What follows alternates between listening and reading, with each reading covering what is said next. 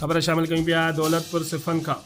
वफ़ाक़ी हुकूमत ऐं गवर्नमेंट सिंध पारां पौरतनि जे ॼाणे वारे मज़दूरनि जे 25,000 जे ऐलान खां पोइ दौलतपुर भरिसां क़ाइमु अल नूर MDF बोर्ड इंडस्ट्री पारां डेली वेजिस पौरतनि खे ऐलानियल 25,000 जारी करे छॾियो। सवे मज़दूरनि पारां ख़ुशीअ में झुमरियूं।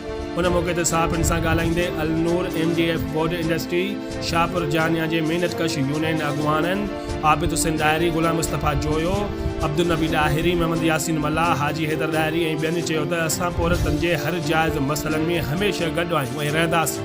हुकूमत पाकिस्तान पारां ऐलानियल मज़दूरनि जी पघार 25,000 अल नूर MDF इंतिज़ामिया पारां जारी करण ते असां उन्हनि जा बि शुक्रगुज़ार आहियूं। होॾां सवे मज़दूरनि जिन में न्याज़ चना, गुलाम मुस्तफ़ा जूने जो, खुर्शीद चना, लियाकत डायरी, हाफ़िज़ ज़ाहिद मल्ला, आरिफ अबाज़ी, सईद चना, फ़कीर माशूक अली डायरी, फ़कीर अली गोहर, मुनीर अहमद खोखर ऐं ॿियनि पारां वधियल पघार मिलण जी ख़ुशीअ में हिक ॿिए खे मुबारकूं ॾिनियूं ऐं महिनतकश यूनियन पहुची महिनतकश यूनियन अॻुवाननि खे पिणु संदन महिनत ऐं कामयाबीअ ते संदन थोरा मञिया।